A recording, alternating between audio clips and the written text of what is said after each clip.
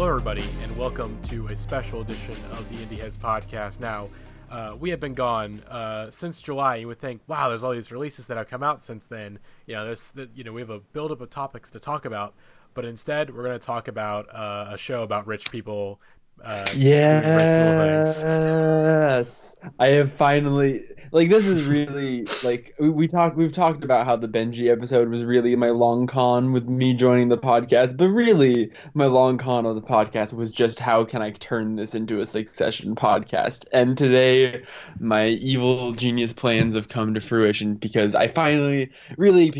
Matty finally started watching the show at the same time AJ finally started watching the show, and now the whole pod's got Succession fever because it's the goddamn best show on The TV boys are back now. in town. You and Josiah implanted me with a fucking virus. You brought Jackson the virus implanted me first. Okay, then it's okay. Yeah, so Jackson is the host. We can clarify this the now. reason this is happening, but it would have caught on eventually because the thing about the show that's amazing is it gets better every goddamn episode. And so I really think if they keep this up, and I think they're doing a really good job at sort of the way they're pacing it and the way that they're building it up, I think by season 3 or 4 this show could be enormously huge, and it should because it's so goddamn good.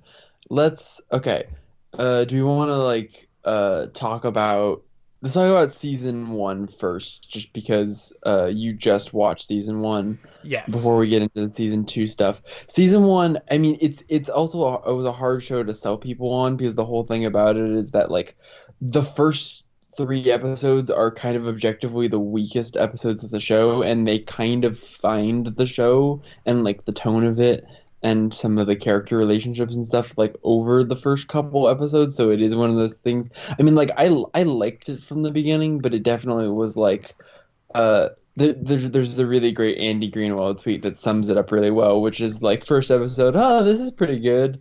2 through 3, oh wow, this is getting better. 4 through 5, oh wow. And then episode 7 is gets cousin Greg tattoo. and it's just really, really somewhere in the middle to back end of season 1, you're like, what the fuck is this show? Is this the best show I've ever watched? I will say the episode for me that is the one that fully confirmed oh, this is an amazing show is episode 7, Prague, where they go to the underground club and and I splooged in this girl's mouth. And then she swallowed it, and then we kiss, and then she put it back in my mouth. Yes, we're getting right there. The closed loop system is really one of the most iconic exchanges I've in any TV show. Tom is a fucking. I mean, that the thing about this show is that makes it so incredible is that there are it is an ensemble show where there are 5 or 6 performances that if they were in their own show would be oh, you should check out the show. There's a really good there's this great every single person in the family that gets airtime. Shiv is absolutely incredible. Roman is absolutely incredible. Jeremy Strong is doing the best acting. I love my garbage son Kendall so much. I love him. Kendall is so fucking great. Tom is a goddamn wizard, and Matthew McFadden is batting 1,000 in the show. Fucking Alan Ruck as Connor Roy. Oh my god, everything that comes out of Connor's mouth is just at first when you first meet Connor, you're like, oh, it's Cameron from Ferris Bueller, and now I'm just Connor, and now I'm just that image of Jeb Bush where it's 100% votes for Jeb but with Connor.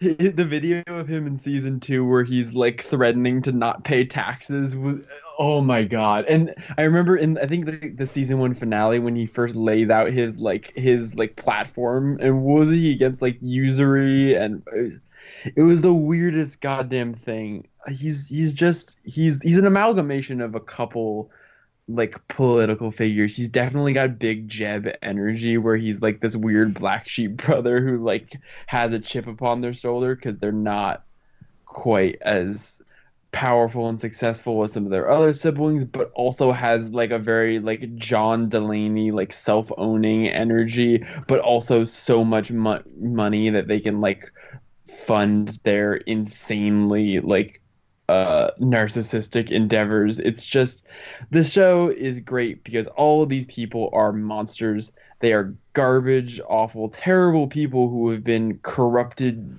Their souls have been corrupted by wealth and by capitalism and by this insane world that they all live in. But like the show simultaneously, I've made this point a bunch of times on Twitter, but like the show simultaneously makes you care about these people while not like, there isn't like a scene like a lot of shows when they when you're dealing with a protagonist who is like morally corrupt in some sort of way, they try to make that character sympathetic by having them do good stuff that like doesn't actually like align with what would make sense that their character is doing. But what this show does is that these are like human beings who are flawed and are in a fundamentally flawed system, and you understand that like even though they've all become absolute fucking money monsters, absolute ghouls, like every single one of them was a human, like a real human at some point, and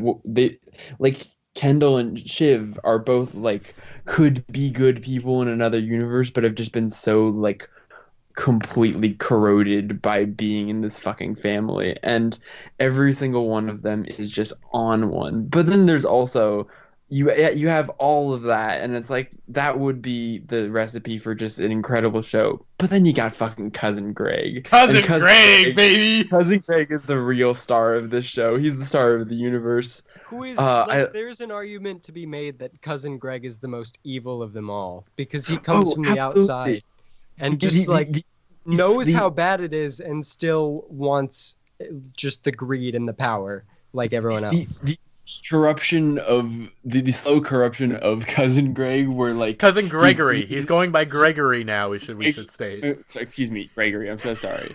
Gregory is working his way up the ladder, but he's also in denial about it in the funniest way, which is perfectly exemplified by the scene in season 2 where he's like, "You're blackmailing me right now, you son of a bitch," and he's like, "No, I would never." Oh my god! So part of the scene where he's just like wanting to leave ATN. He's just like, I don't know about these racists, the Antifa. I don't love it. He's so polite and so awkward, and he loves California Pizza Kitchen. He's a Crane boy, and we need to protect him. I think he's also like a crank too. Like the way he was freaking out when they were in the panic room, like, do you think a small child could get through that window? No, it's like, that could, like, that window there, someone can go with that window, He's a large, nervous boy. I think one of the best, like, if you had to show a scene to somebody that best explains the show, or at least like its comedy, is the blackmail scene where Cousin Greg's like, "Oh, I made copies, so when you had me destroy those documents about the cruises, I made a couple of copies," and basically is trying to blackmail his boss Tom, who is married to Shiv. And Tom's like, "Wait, what? Like, are you trying to blackmail me?" And then he turns around and is like, "You're trying to blackmail me, you little." He's so he's so proud of him. By it. He's like watching his son ride a bike for the first time. He's like, look at you doing it, you scumball. Little slime ball. And then like he's like, "Where'd you hide those papers?" And Greg's like, "I'll never tell." And it's like, oh. Oh my god, it's so their relationship was definitely one of the things they picked up on season 1. It's just like, okay, we gotta give more of this in season 2 because the dynamic between the two of them is just so fucking perfect. Tom is, besides Kendall, like the most like crushing character to watch, also because he's this person who like clearly at some level like understands right from wrong, but like it is so willing to repress not only his like conscience but also like his self-worth. He will grovel for anyone, and like he will like deal with this relationship where like Shiv just completely walks over him all the fucking time, and he just takes it because he's so desperate to cling into this family that he like isn't naturally a part of, because he doesn't come from this like blue blood background, and he understands that like his relationship to Shiv and his family is his lifeline, and that they could just cut him loose at any time. And I am like so not, you can feel that like the hammer is gonna drop with Tom and all the talk about the Pierce murder and how they want him out as the head of news, and you just know that Shiv is gonna stab Tom in the back, and I just fucking I can't handle that I can feel that coming already. That's the thing about the show, is that Tom is literally like a sniveling fucking loser and like evil, like genuinely evil, and I like don't want him to get hurt. I'm like, no, don't do it to him, please. The part where he's like, oh man, yeah, racist. Or no, not racist. Oh, Nazis. yeah. They're Nazis. like, yeah, gotta be bad, right? And Cousins Greg's like, yeah, they're the worst. and they're using a human as a footstool while they're having this conversation, because someone in the office lost a bet, and it's implied that this person that was the human footstool killed themselves in the office, causing a yeah. The show is very very to the point with the fact that this is like a society gone completely like corrupt. Not to, we live in a society, but like there's so many great moments in this show that just like, the thing about the show that I love is that like a Billions or whatever, there is quote unquote rich people porn in this show, like beautiful houses and all this stuff, but it's never framed in the same way it is in those other shows. Like the images of wealth are like meant to go along with this idea that like these like I think a lot about I think it's in the season opener of season 2 when there's like the scene of them dumping those trays of lobsters just straight into the trash, and like all of these images of like these people just being completely wasteful, and like the complete ridiculousness of the amount of like power and control, and like how Kendall murders someone and then they just have a guy on staff who's like, all right, here's the deal, you're not going to go to jail, don't worry about it, you're all good. Like all this like secret world of these incredibly powerful people, it just feels so real. I don't know if anyone else pointed this out, but when Logan was like raving mad and yelling about like, we'll just get pizza, I was having like flashbacks to the photo of Trump in front of the hamburgers. Oh yeah. Absolutely. Okay, let's actually like get into some serious discussion, because I did want to talk about, basically, I think we're probably just going to talk about like the last 2 episodes that came out, Safe Room and what was it? Turnhaven, which was the name of, the last 2 episodes are the last 3 episodes of season 2 was the one before Safe Room. Was that Bore on the Floor? Yes, that was Bore on the Floor. The last 3 episode run is like as good as the show has ever been. They're really kicking it into high gear even earlier than they were last season, because the Bore on the Floor scene, that whole fucking sequence with Logan in that room, was just like, oh my god, Brian Cox is such a good actor. This show is really good at coming up with excuses to get all of these characters into the same room over and over and over again, and like these all the best scenes of the show are these scenes like the dinner table scene in the last episode, which I'm sure we will talk in depth about, and like of these the wedding and things like that, where they manage to find a reason to get the whole cast of characters in one room where they can kind of bounce around between all of these goddamn insane people. And I think the peak of that this season so far has easily been Bore on the Floor. Bore on the Floor, and also I thought the dinner party scene from this week. Dinner party, that was also it was more like tense. Bore on the Floor was just like maddeningly hilarious. Oh my God. Yeah, that just it was like this moment where you're just like, oh my God, like I can't believe like it's going that the scene is just going this way, and it was a really long scene too. Like it just keeps going and you're like, yeah, God, I okay. really God.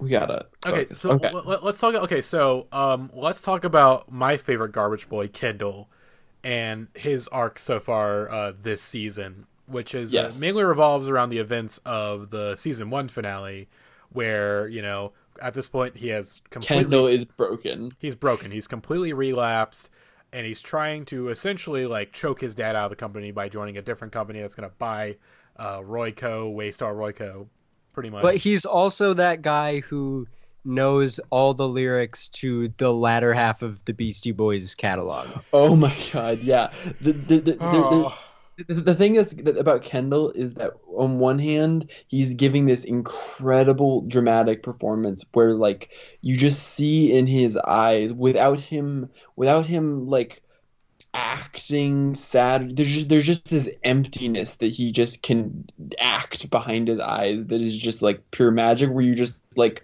you look at him walk and you're like, oh yeah, that's a broken person. Like the way that Naomi in this episode is like just able to tell that he's in rehab, he's like An active drug user. Yeah, no, she can just like smell it on him is like so accurate because he just like even though he's presenting this facade of like a dad's playing his best and I'm just helping out here, like you can just like everyone can sort of sense the fear and whatever, and that's what Shiv is every time Shiv's in these scenes with him trying to get him to open up to her, she can obviously tell like this guy is completely broken, but he just because he killed someone, he can't open up to anyone about it. The only person who knows about it is the person who's wielding it over him to turn him into his Darth Vader underling. It's just such a incredible like arc that he goes on, especially like I'm sure Matty watching it all in one like binge, like watching the transformation from the very first episode where like your introduction to him is him rapping the Beastie Boys in the back of a fucking car. He's like blasting rap music in his headphones and he's like punching, and there's a really great thing the thing I was getting to was that like even though it's this incredible dramatic performance, they're very cognizant to always remind you every once in a while that this guy is a douchebag, like because like I thought like the scene this week when he's at the dinner table and what are you, Naomi like a poet or something? Yeah, a poetess. And you're just like, oh yeah, or like when he's like completely zonked out of his mind and he's like I'm looking for pussy like the techno Gatsby, and it's like what does that even mean? Oh, like he is like the worst the worst people I went to college with, and perfectly embodies the kind of financial bro posturing, but he's also like so obvious. It's like so obvious that bravado and stuff is just like he's trying to put it on like his dad's suit that doesn't fit, and he's just so desperately wanting to be like respected and taken seriously, and he just can't help but like fall on his own face because of the awful circumstances he grew up in. It's such a good performance. I love him. It is like on paper probably the most difficult performance to pull off to make that character compelling. And Jeremy Strong fucking knocks it out of the ballpark. Oh yeah, it's other than like Tom, which also Matthew McFadden kills it. Yes, that's the thing. The top four performances in the show. Brian Cox's Logan Roy is fucking unbelievable, especially this season. He's just like cooking with gas in every goddamn scene he's in, and is just like a lion. And then you've got Shiv, who Sarah Snook, step on my fucking throat. Jesus Christ, she's so like Shiv is. I've never seen Sarah Snook in anything before the show, and I'm like, okay, so she's gonna be in all the movies, correct? Yes. Like she's so charismatic, and she plays the character so well. Where it's like, it's not that she doesn't believe in her progressive politics. Like she has genuine beliefs that she cares about, but she's also willing to shed them because the thing that's more powerful than her beliefs is her like ambition. She's so ambitious, and she so wants to be this powerful person that even though you can tell she is a good person who understands so many, like she was working for the Bernie guy, but then she's totally willing to like take over this company because she wants to succeed more than she wants to succeed for the things that she cares about. And it's just it's such an incredible performance. And also the Sarah Snook, kick me in the shins, please. Okay, I assume obviously it's become a bit of a meme. And it's like, well, yeah, she's thick, bro. Oh my god. Also, her outfits in every fucking episode are just, she is stepping out every goddamn episode, and she is a goddamn queen, and she's Australian too, which is a thing that I didn't realize. She's Australian, and then Matthew McFadden's English, and like. Which that's not like totally shocking because his accent is like kind of hard to like. The thing is that he's English, and not only with just the voice, but Tom just completely big Midwest energy coming out of that boy. Oh my god, is that like channeling the spirit of the Midwest like into his performance in every like especially that like this week. Well, I'm gonna find the exact line with the thing he says about spinach. Oh, hang on, I have it pulled up because I was waiting to say it. Ooh, King of Edible Leaves, His Majesty the spinach.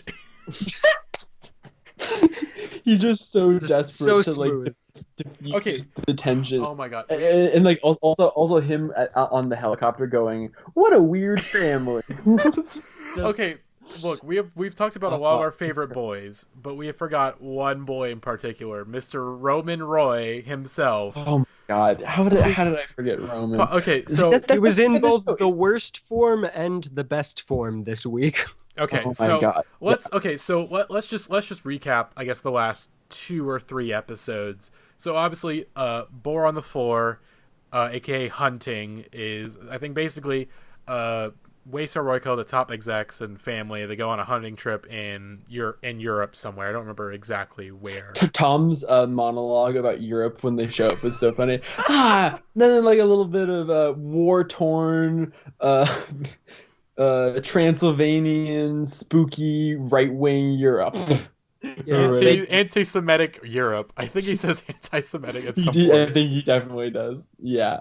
Yeah, they do the very Trump son thing of like hunting caged animals that have just been let out for them to kill. Oh yeah, exactly. Like they're not going out into the woods. They're like releasing boars to like run out in a straight line just to be like gunned down by people with high-powered rifles. It's like literally shooting fish in a barrel.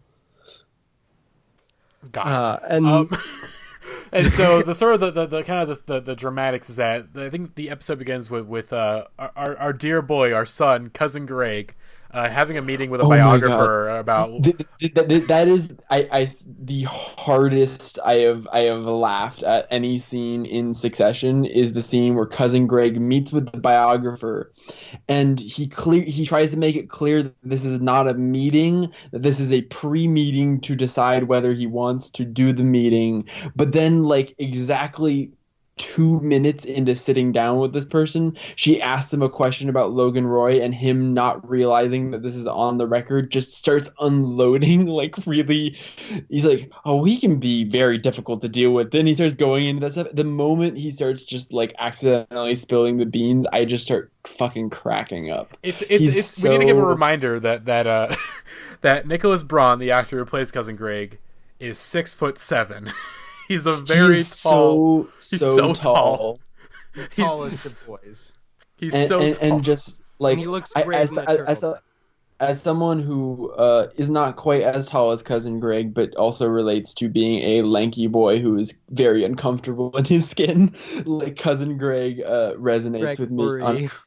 Cousin Gregory resonates with me on a very deep level. I also like that scene especially was just like, we need to put Nicholas Braun in a Coen Brothers movie because he has just that incredible like dopey, like willing to gullible kind of sincere energy that is like perfect Coen Brothers energy. And it's a very Fargo energy. Oh yeah, he's so like in last week's episode, he literally wasn't in the whole thing, and then he comes in at the very end and is just like hysterical for every second. He's like, we did it, guys. Great job, Greg.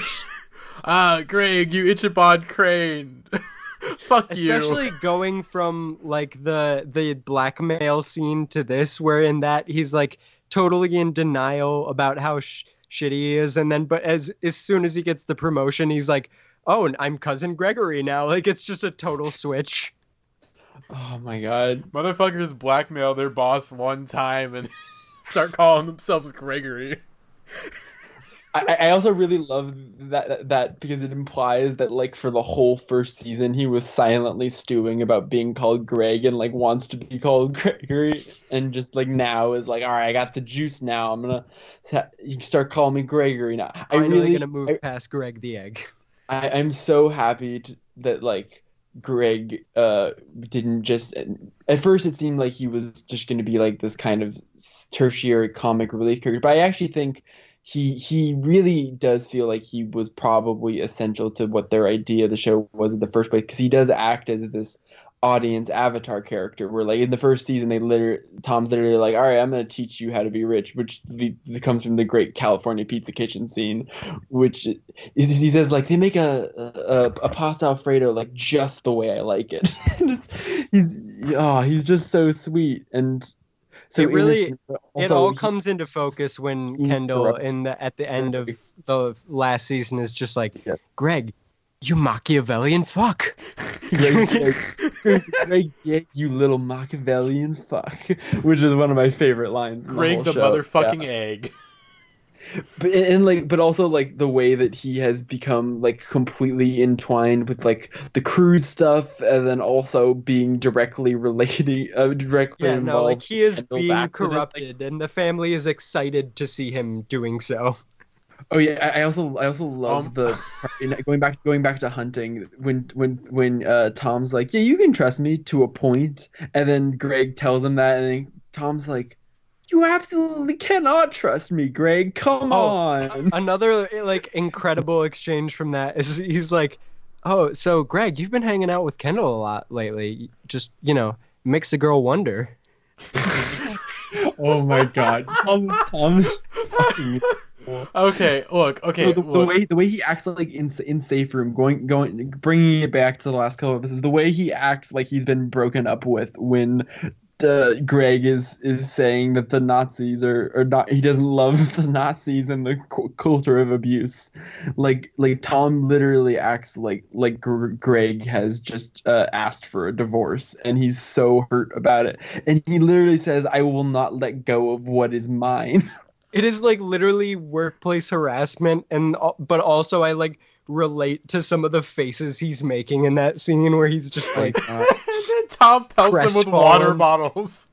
All of the screenshots from that scene with his face are just hilarious. He's so incredible. Okay, look, folks. Look, I mentioned it. We need to pivot back to Roman Roy. Okay, we do. We learned a lot about Roman Roy this season. We learned a lot, especially the last two episodes. Really, really more than many of us bargained for. But he is a true garbage boy. He is definitely like, they give him the most lines of any character on the show. Like every single time he walks into a room, he just like throws out like, there's so many throwaway Roman joke lines that like in this one when he comes to Jerry's room and he's like, my whole career is crashing like the Hindenburg. Oh, the romanity. I can't believe he is similar to Kendall. Like, he is like this absolute like douchebag to end all douchebags. Like you should hate this guy's guts. And I did for a long time. Towards the end of season 1 where he grew on me. I was honestly embarrassingly early onto the Roman train because there's just something about Kieran Culkin's fucking performance that is so likable in that slimeball kind of way. And I really. the stuff with him and Jerry is so weird, look, but also so I love the little moment where they're like getting into the elevator and together. Like Roman like offers like to let her go first, and Jerry's just like shit before the shovel, and Roman's like, allow me to be the shit. Oh my god. Okay. I should say I have two things to add. For one, you're not the only one, Jackson. My girlfriend got attached to Roman very quickly when she started watching the show. By the way, my girlfriend does not like the show. She watched all of season 1 anyways, though, because she wanted to like understand what I was going through watching Succession. And then two, okay, so there's a sexually Roman Roy is a Pandora's box. So the first season is a complete mystery because people are like, what the fuck is this guy's problem? So he's like not really having sex. There were even like fan theories that he might have been gay. I think he might have been gay, might have been asexual, but now we know. There's two things that we learned. There's one thing we learned in Roman, much episode like 4, and then another thing we learned in this one. Broken, and clearly, it's very clear that like the abuse that he suffered probably his entire childhood at the hands of Logan Roy 100% has screwed up his brain in a way that now he can only get off when people treat him like garbage because he's the dumb son, and that is.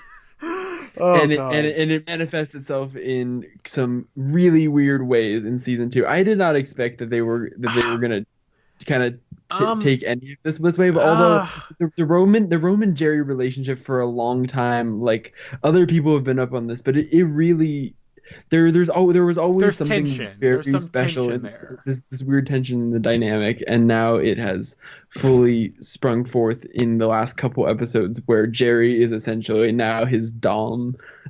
Okay, and there's two things that again, it's not there's like another hint in season 1 when they're talking about how Kendall would trap Roman in like a dog cage, and Roman's like, what the fuck? Yeah. That's so fucked up. Like, why'd you do that to me? And Kendall's like, you liked it though. And he goes to Connor and Shiv, and they're like, yeah, you like being in the cage, dude. And he's like, what the fuck is going on? Oh my god, this show is so I assume if you're listening to this, you're watching the show right now. So Roman Roy is a big sub. He wants to be humiliated, and he's found his dom in his dad's pretty much like Jerry, who's kind of like a motherly figure to him, kind of like a second mother. 100%. It is a very it's really beyond like the kink elements of it. It's also just a weird relationship because like Jerry has I believe like been working for the Roy family essentially since Roman would have been a child, and like she literally is like a motherly figure for him. And also the other thing that's interesting about this is that Jerry very much, she seems interested in it, and she seems like she genuinely cares about Roman, but she also sees this, I think, as like a power play because she quite literally now has this over Roman and has control over Roman, and as someone who is part of this whole rat fucking corporate thing, I have to imagine she's probably going to use that as leverage at some point. And it has to happen. I mean, probably, but at the same time, like, I guess we'll find out in later episodes, but like, I think the big thing is I've heard like different like comments and theories on it, but like, do you guys think that Jerry is into it? Because honestly, I think she's into it. She's 100% into it. Oh, definitely. I think she's into it. Like, regardless of whether or not she manipulates him, I think she's into it. Because like I was listening to this show has broken my brain so much that I'm like listening to like podcasts about it. So shouts out to Number One Boys, The Ringers, Succession podcast, and the Sweet Smell of Succession. That's a good the Number One Boys is a very good podcast after show. Chris Ryan is like the reason I got up on this show very early because I am a regular listener of The Watch. So shouts out. Good shows. And the Sweet Smell of Succession, they're both like, the two hosts are both in agreement. So like, oh yeah, Jerry's just like, she was like rolling her eyes. She's not into it. She's just using this as a power play. And it's like, no, like, like we would definitely see in her acting if she was not somehow like not into it somewhat. It's not that maybe necessarily that like she's sexually into it, but there's this like perverse enjoyment that she's very clearly getting out of it that definitely is more than just. But that's the thing about this show, is that all of these characters, even the thing that's genius about it is it's one like a family drama, but it's also like showing how when you are a family that is in charge of a corporation, like family members will backstab each other to get what they want in the larger picture. And so like all of these personal relationships and these power chess move relationships are like linked together. So it's not, and yeah, it makes for goddamn insanely compelling TV, like the scenes like at the bar on the floor or the dinner party. The dinner party from this week was, oh my god! When Roman, speaking of Roman, when Roman starts making up the plot of that book, and the author, the electric circus. Yeah, the circus part is a metaphor. I'm saving the screenshot of the circus part as a metaphor for like when I see Bong Joon-ho's Parasite or just any movie that has a metaphor in it. It took me like a day to realize it was literally just because he went to that conference at the circus, or like that theme park, that the Roy Zone.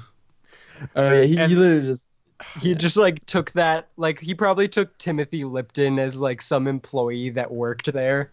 Hopefully it was the person he was with, who was his partner during the management training. Oh yeah. Which, by the way, the whole management training sequences on episode 4 are fucking hilarious. The one guy, his partner shows up with like his some of the greatest monologue that he gives. It was just like, oh, thank God they found, and the fact that Roman is fast tracking him into part of the company means he's gonna show up later in the season. And he says, I am an enigma.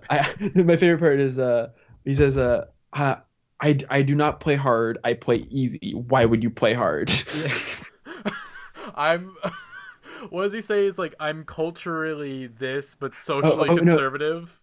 No. He says like intellectually promiscuous, but culturally conservative. Which is like, what does that mean? It literally sounds like a Jordan Peterson YouTube comment. Like, oh, it's so funny. And then during the video that shows, of course, like Logan has this little thing, Kendall has this little thing. Robin shows up for 3 seconds in the video, like has this little smirk, and then it just cuts to the next thing. It doesn't get a chance to talk. He's like, what the fuck? The idea that they would include a shot of him but no dialogue and just as, oh my god, that was a great gag. And it just like adds on to this like humiliation thing with him of like, they're really building on it in a way that's like, I'm very fascinated to see how this turns out. Like, I'm really like again, it's like the fact that like the most wholesome like romantic relationship on this show right now is like this fucking weird sub-dom. Yeah, he jerks off into a bathroom door at the end of toward the end of last episode, and that's like the current beating heart of the show. Besides like Kendall, the one of the best moments of this season and of the show in general, and the show is really great when it has these like genuine emotional moments. But the only other really like tenderness at all in this season is the scene with Shiv and Kendall, where Shiv is trying to get Kendall to open up about. And when Kendall says it's not gonna be me, man, oh my god, that is just, the fucking acting in that scene is so goddamn great. And when Kendall like pleads for her to like take care of him, it's just like, whew, it's really intense. You know, going again, you know, give me a hug, and you know, Shiv's like, okay, like in a joking way, but like when she, oh yeah, and her acting in that scene too should also be praised, because like you like feel in that moment. They hold on her from her perspective, so she's like laughing and confused, but then you realize that Kendall's crying because you see it on her face realizing it, and said, I love that moment so much. And in general, Sarah Snook is just so fucking talented. She's and then really... the episode ends, of course, throughout that episode, we're kind of seeing footage of Kendall going up to like the roof or just sort of this like build site and just kind of looking towards the ground, like sort of like implying that we like get it he at wants to the jump. beginning and the end of the episode, Yes. kind of bookending it. And of course, at the end of the episode, there are these glass walls that are put up at this spot that he's been kind of like looking at, assuming that, Logan's been looking at these like cameras and basically in one way being like, you're trapped here. Like you're not going, like he can't even commit suicide. Like Logan has him like that by the balls pretty much with this whole, with the manslaughter thing, which I'm going to call it the manslaughter thing because I think like one thing that people forget about that scene, of course, the end of season 1, Kendall meets a server at for the wedding and basically is like, hey, do you know where I can get some coke? And of course kid's like, oh, I got ketamine, and he's like, it shows how much of a rich obnoxious asshole he is because like, nah dude, I can't do ketamine right now, it's not the move, it's not the vibe. Which is further established by the park coke scene in this season where Gregory brings the coke that he bought from a park and Kendall doesn't, and he's like, that's the worst I've ever done. It's like, my you get God. like a refund. Yeah, Greg is like so genuinely sorry. He's like, oh man, dude, I can't. I'm so sorry. Oh my God, yeah, that's also the other really great. There's the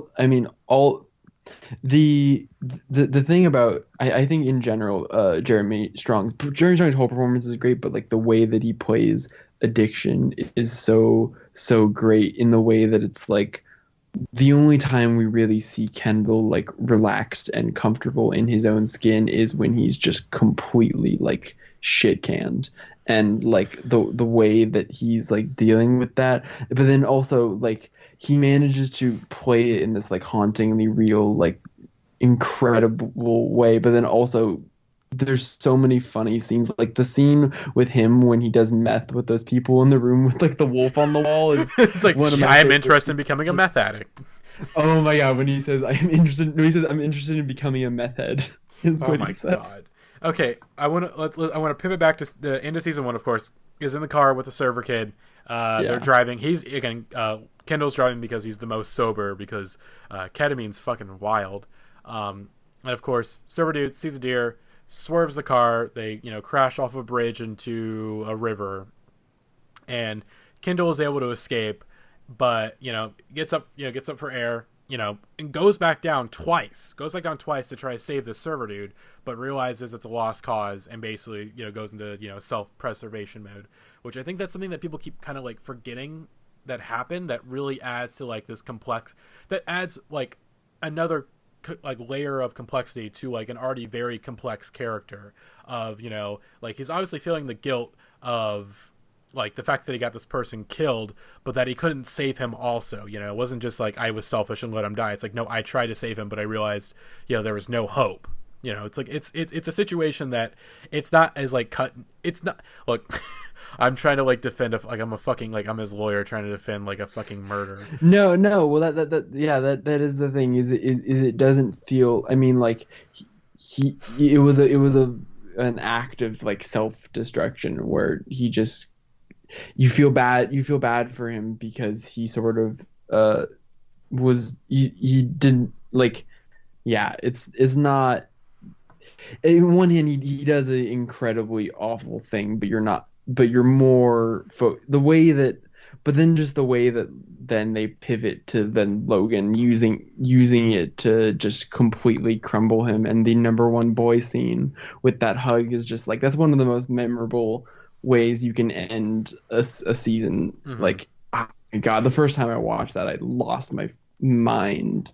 Yeah, it's just such an incredible line and moment and like culmination, and then the way that is pivoted to his season 2 arc where we literally start with him being yanked out of rehab before he can like fully put himself back together, and then we watch him lumber around. Like I've made the comparison, he's literally like it's like the Emperor turning him into Darth Vader. He's like, now that I have this thing over him, and now I have this level of control over him that I didn't have before, he's he seems to be molding him.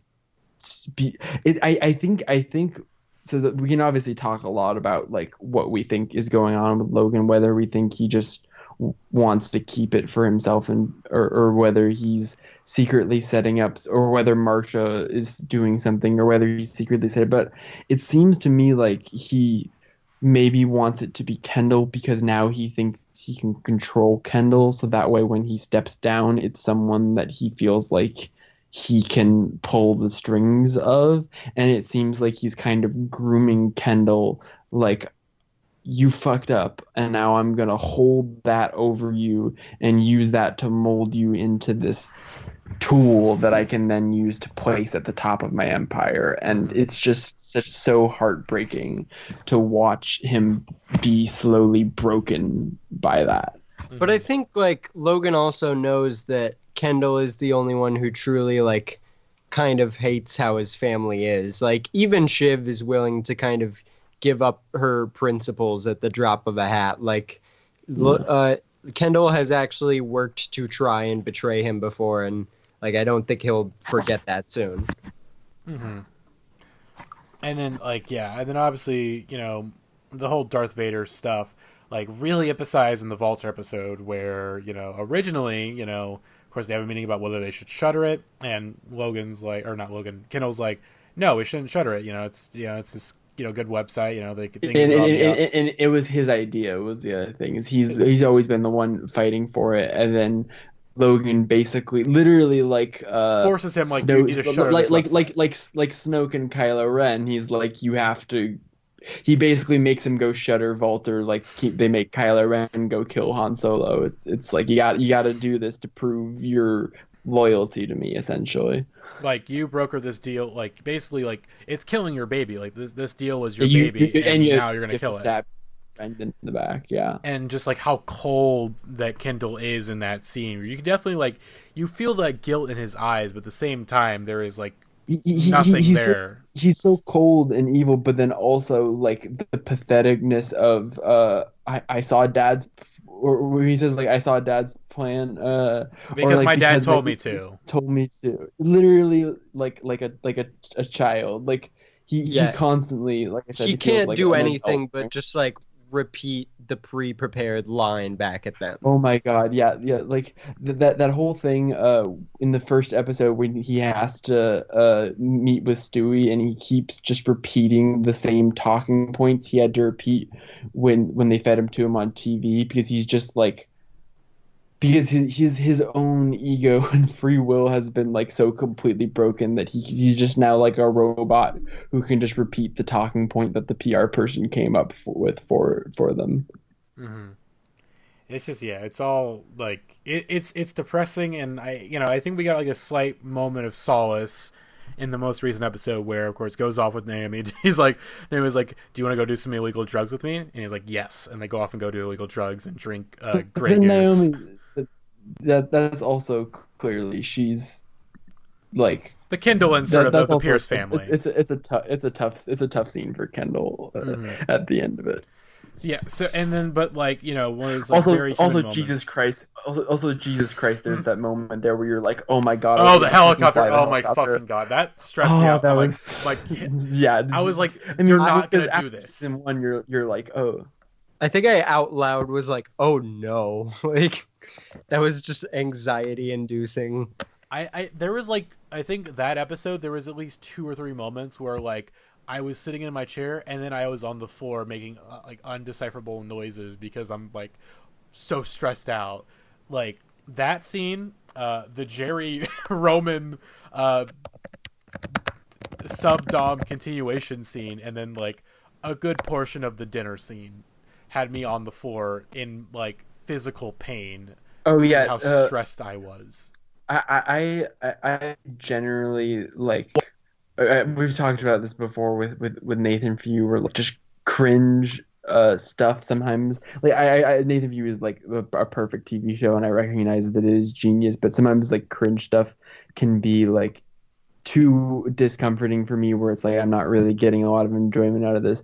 But the moment in the dinner scene when Tabitha says, well, that would require us to have sex. Like my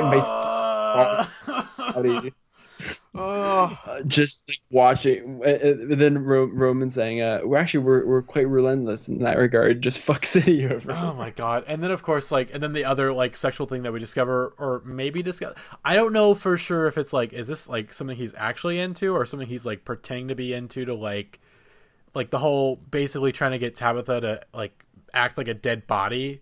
I think that might be real. That feels very like they're planting that for something. I don't know. That was definitely one of the more questionable. He's so fucked up. He's so fucked up. He's so fucked. There was the scene in the season finale where he's like, who didn't kill anyone and only lost maybe a couple of thumbs.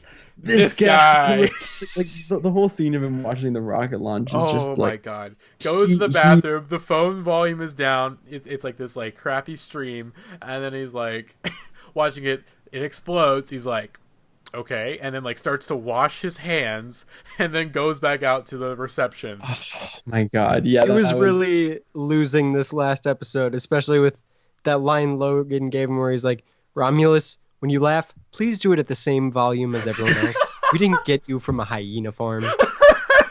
That was so great. All of Logan Roy's insults are just, all the insults in general on the show are that scene of lasers, them all the going time. into the other room during the Pierce meeting was just line up and let Logan destroy you. Oh my god. It's like okay, this is, I'm gonna make my one Japanese pro wrestling reference of the podcast. There's so Antonio Inoki, there's I don't know what pay-per-view or whatever it was. Basically, there is a line of people from the stage who are coming up to Antonio Inoki, and he is slapping them. He slaps them, they fall to the floor, they bow, then the next person comes and he slaps them again. And by the way, Antonio Inoki is a Japanese pro wrestling legend. He's basically the founder of strong style pro wrestling.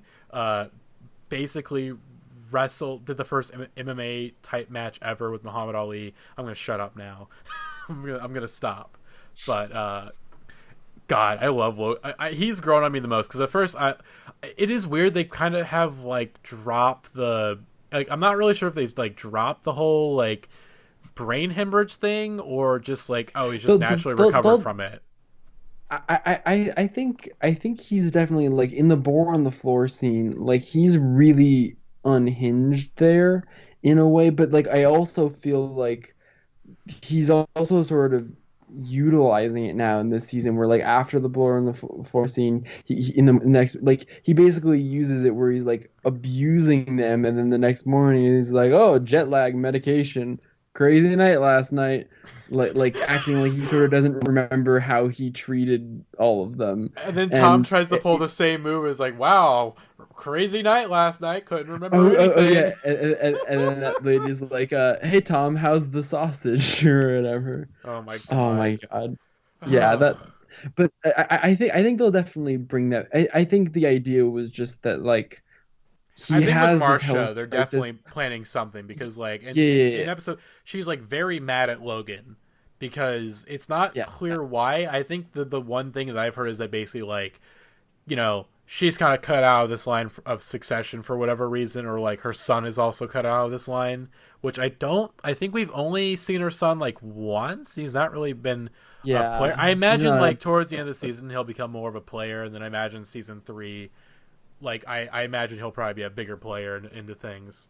Yeah, possibly. I think this would be a great 3 or 4 season show, just kind of tracking the arc of Logan's downfall, because literally the first scene of the show is him pissing in the corner.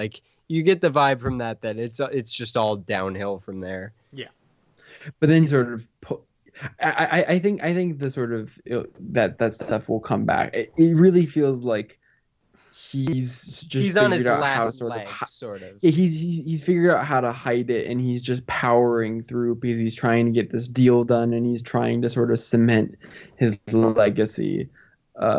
But then also there's the problem that he doesn't really want to give this company up. He doesn't want to give it to any of his children. He wants to keep it for himself.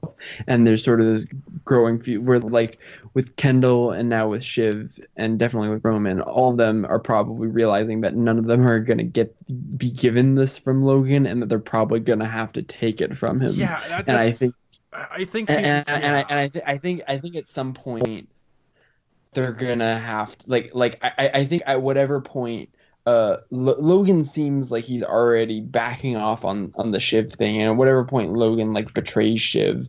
I mean, he already has. Maybe for all intents and purposes, he already has. Yeah. Yeah, Shiv kind of clowned herself this week with announcing herself as the successor at the Pierce table.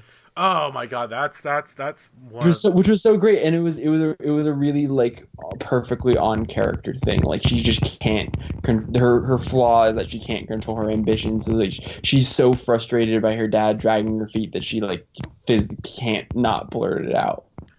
She says, just fucking say it's me or whatever.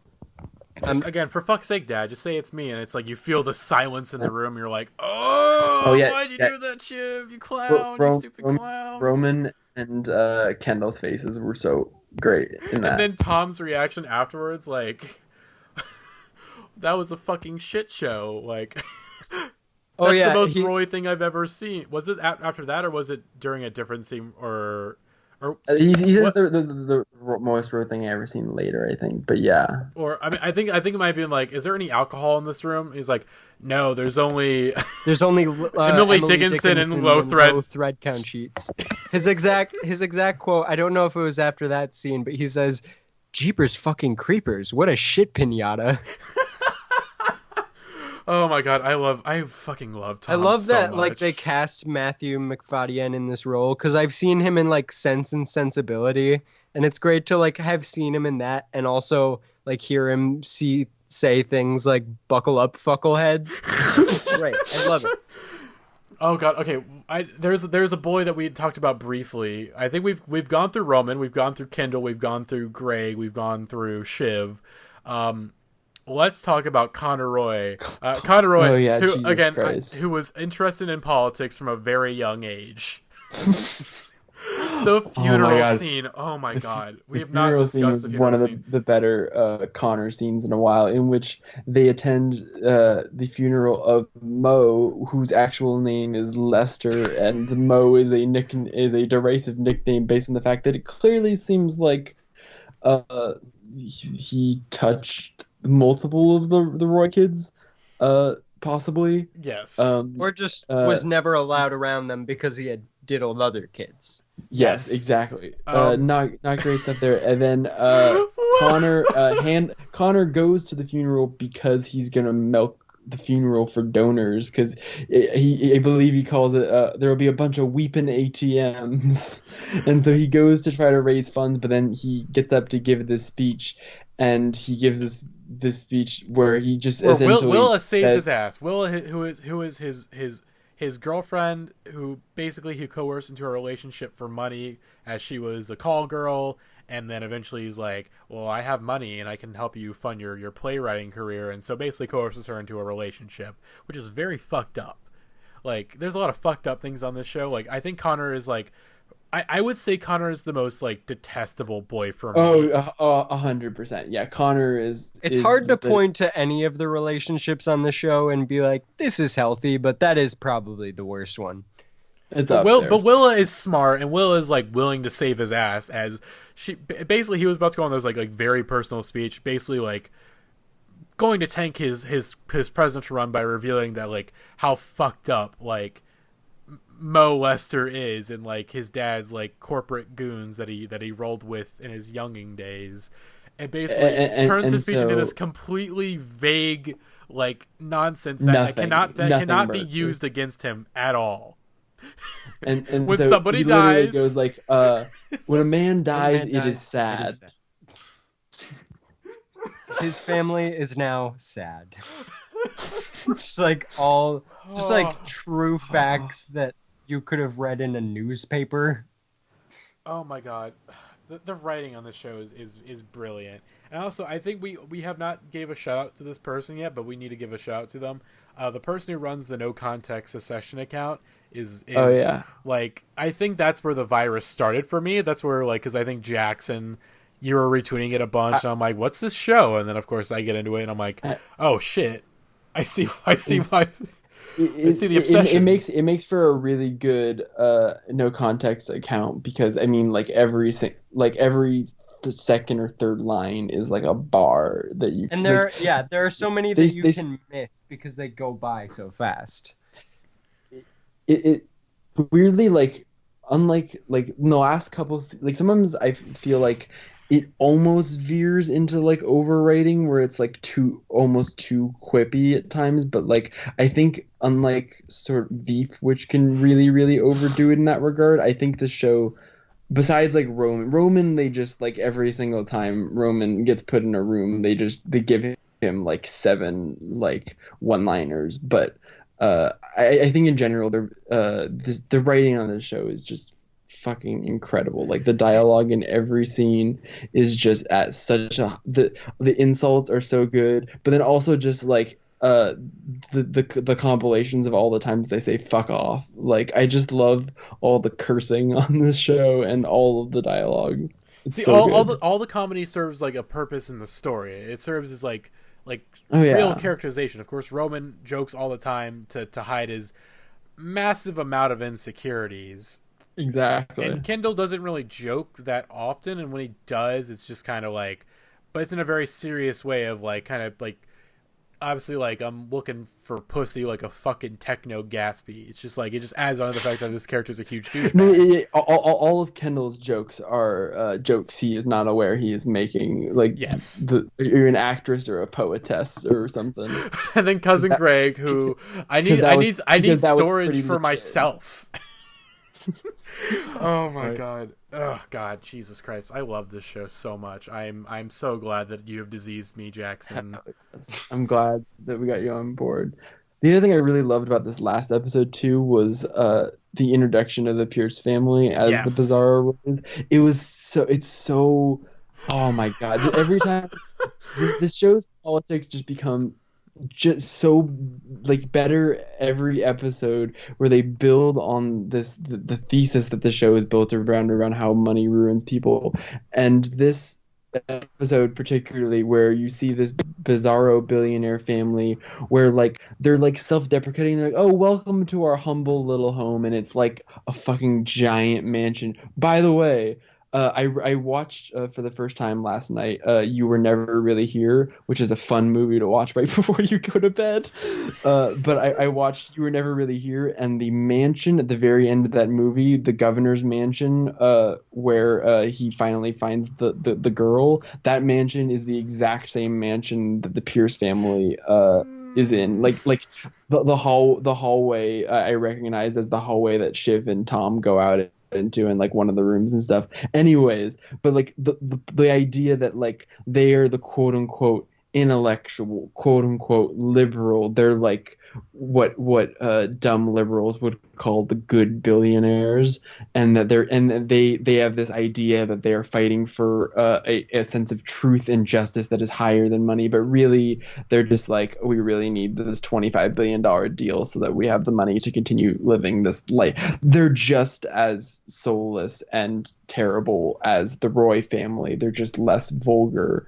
And the even though the two families end the trip like completely hating each other and like thinking the others are complete losers, the joke what a weird family perfectly hits the nail on the head, that they are exactly the fucking same, and that they are so much more similar than they would ever like to admit. Yeah, God. They're just more in denial about it, especially like the way they rip.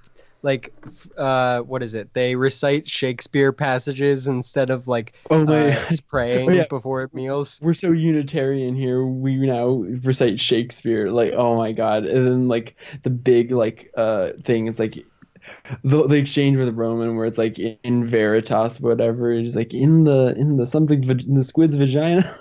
He's just like. Oh, the Roman trying to fit in with the super hoity-toity intellectuals was hilarious. The fact that Connor offers the State Department. I might have gotten tipsy and offered him the State Department. The guy, and then he's from the Brookings Institute, and then also the guy with 2 PhDs who's getting his second one in like African studies. It's so good. God, the show is great. I hopefully after this, like, basically getting all of our jangled thoughts out there, we can make this a true recap show, because This shit is about to get fucking, and we'll get to again. Sadly, our dear boy AJ cannot join us as he did not get a chance to catch up on Succession to join us on this podcast because he had a good reason because he was too busy going to see Joanna Newsom, which is a good reason to miss out on this. Like it's one I of don't the best blame you. excuses for anything. Really. I mean, this podcast was about as good as the Joanna Newsom live show. I'm willing to step out there. We'll definitely be coming back to Succession. We might do maybe we'll talk about music next. Who knows? Or maybe this is just a Succession podcast now. But we will definitely. I think there's still going to be like this season is really cooking, and we're only about like halfway through it. And so I'm really, really excited to see what they've got in store for us toward the back half of the season. Yeah, I don't know if you guys have watched the recap for next episode, but shit seems to be heating up with Nan Pierce.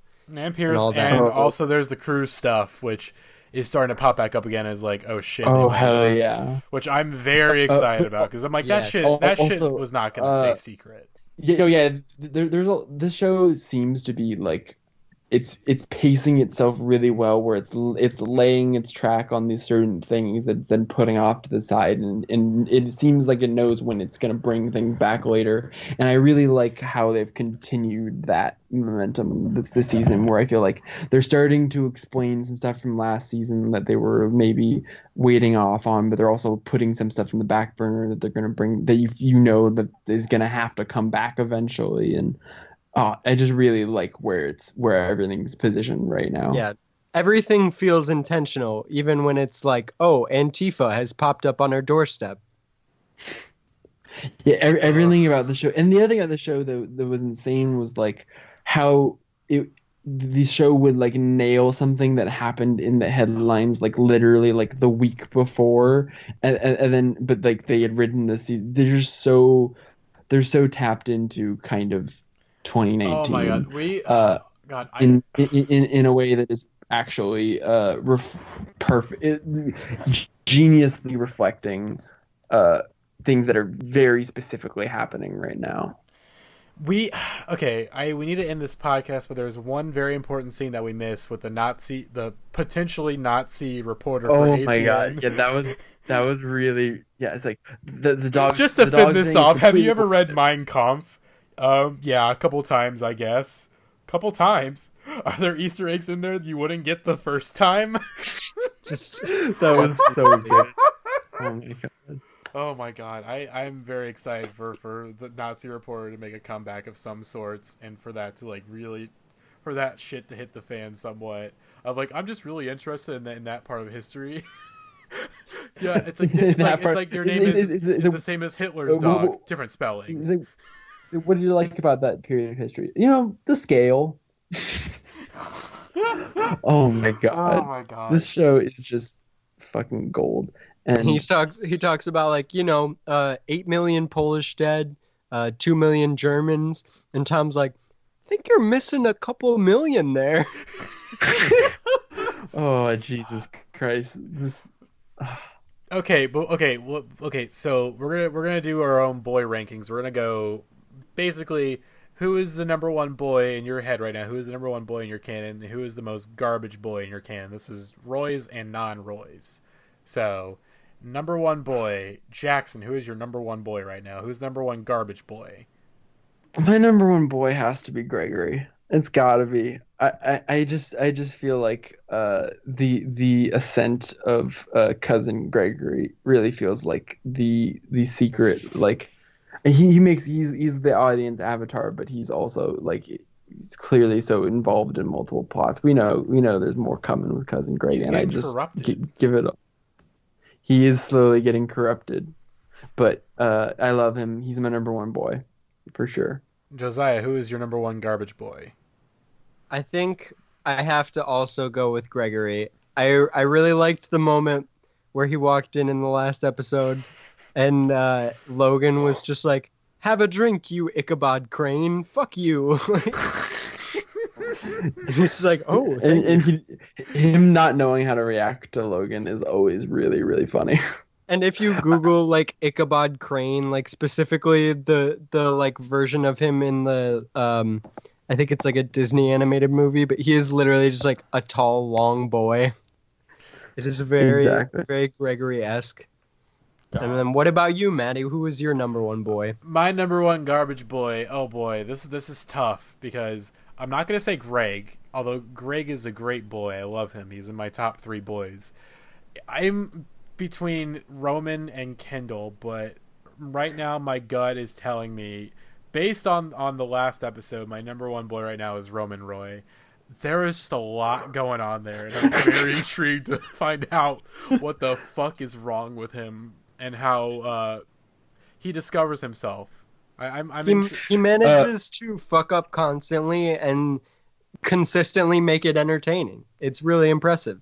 One of my single favorite quotes in the show is I just love, there's the screen grab where he's pointing at himself and he says, "This is what it looks like when you've resolved all your issues." Yeah. God. Okay. Which we learned this season could not be less the case. Oh my God. Okay, so who is our worst garbage boy? And we should state that garbage boy is gender neutral. Anyone can be a garbage boy. As my garbage boy is Shiv, for this episode. She is clearly the most garbage boy, the worst boy right now, in virtue of, oh my fucking God, Shiv, what the fuck is wrong with you? Why the fuck would you say that? My God, you idiot. How can you trust him? Truly, Shiv is always. I don't know if you guys pay attention to Hunter Harris's power rankings that she posts after every episode, but I really appreciated for Shiv this last episode. She just put a screen grab of a YouTube clip that's captioned "How to put on a clown wig tutorial." Oh yeah, oh my God, a tough week for Shiv. But I love, she's one of the, she's like the, at first you latch on to her early because she's at first like the most like, oh okay, like I can imagine, like you can imagine having a conversation with her in real life and like not hating it, and like because she works for this liberal candidate, you get the idea that maybe she has a sense of morality that maybe some of these other people have. But I think the show is really smart where it points this complex picture of her where she has these morals and she wants to try to do good if she can, but her ambition is so all-consuming that like that just kind of owns her. It's really it's a good ass performance. I've been over already. Yeah, exactly. Because like she doesn't even want the pier still to happen. Like she doesn't want it to happen, but she wants it to happen so bad because she knows it'll help her. You know, help her out when it comes to becoming the CEO. Yeah. And of course, it goes the complete opposite way, and it completely fucks it up further. So exactly. I think like my prediction is that like by the end of the season, I think like. And like the very first episode, Kendall is like, okay, so here's the plan. You know, I'm president and you two under me. And it's like, if the show is going to end on a happy note, happy with a ton of quotations, that might be how the show actually ends with Kendall as the CEO and then Roman and Shiv are under him. But of course, they're all completely miserable. That is the only happy ending that the show could have, which is why I think that is not going to happen on this show. Yeah, I don't at all expect to happen. You really kind of get the sense in the show, like you said, that everything is purposeful and that the chessboard is being manipulated toward with an end goal in mind, and it reminds me really of Breaking Bad in that way, where like because there is kind of somewhat of a ticking clock on the show. With Breaking Bad, the reason why one of the reasons why the show worked so well is that because you knew the show was only going to go on for like 4 or 5 seasons because he had cancer and he was going to die, and you knew that was where the show was headed, but it was about how it was going to get there and what was going to happen in between there. And similarly, it's like, even though Logan seems like normal at this point, like between the takeover and his health and everything else, we know that this, at some point, it doesn't feel like they could keep the show on the air forever, but it does feel like instead they're pacing it out over like I think they'll do 4 seasons. I don't think next season would be the last season of Succession, especially after how well received this season is. I think we get at least 4, maybe 5. Maybe 5. 5 is the most I can imagine them seeing. Yeah, I would be shocked if they even go to 5, honestly. Mm-hmm. I mean, this is also made by someone who's like British television, where they have like super short, super short seasons and series. Unless you're Doctor Who, it's either like you're either like fucking Sherlock, where it's like 3 episodes a season, or it's like Doctor Who, where it's like there's like 40 episodes in this season. I don't know, but I think with like who's the creator of the show? I'm like blanking on his name right now. Which show? Succession. The show. Oh, Jesse Armstrong. Thank you. The show we're doing an entire podcast on, because he did like Peep Show and The Thick of It All and stuff like that. So I'm very excited to see how the show progresses. He also wrote In the Loop with the Iannucci movie, which is very good and very much This show feels very indebted to Veep in many ways, but I like it a lot more than I ever like Veep, because Veep, although like people say it's like a very accurate like skewering of kind of quote unquote DC politics in general, but like I think this show gets at something a lot more interesting than just like, oh, those clowns down in DC are pretty wacky. Like I think this show like really more than just like being a critique of it really, I think, understands how these characters maneuver in this kind of a world, and I love it. I think it's so smart, and I think it's so funny, and also the dramatic stakes of it. Like you really care about what's going to happen to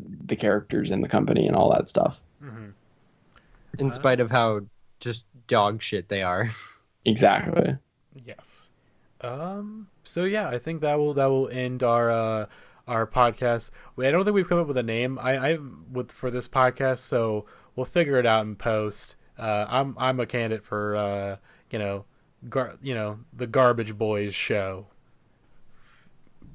Absolutely garbage. The Garbage Sons podcast. Big, vulgar, and boisterous. God. Anyways, hopefully you guys enjoyed this. I promise we will do a music episode soon. We will talk about music soon, because of course we're recording this on Wednesday night, and Friday is probably the most insane New Music Friday we've had all year, potentially, and possibly the most insane that in the past like year or two, because we have a lot of albums coming out. So hopefully we'll have some music content for y'all soon, but hopefully you enjoyed this little diversion of things, and we will see you all next time. Bye-bye.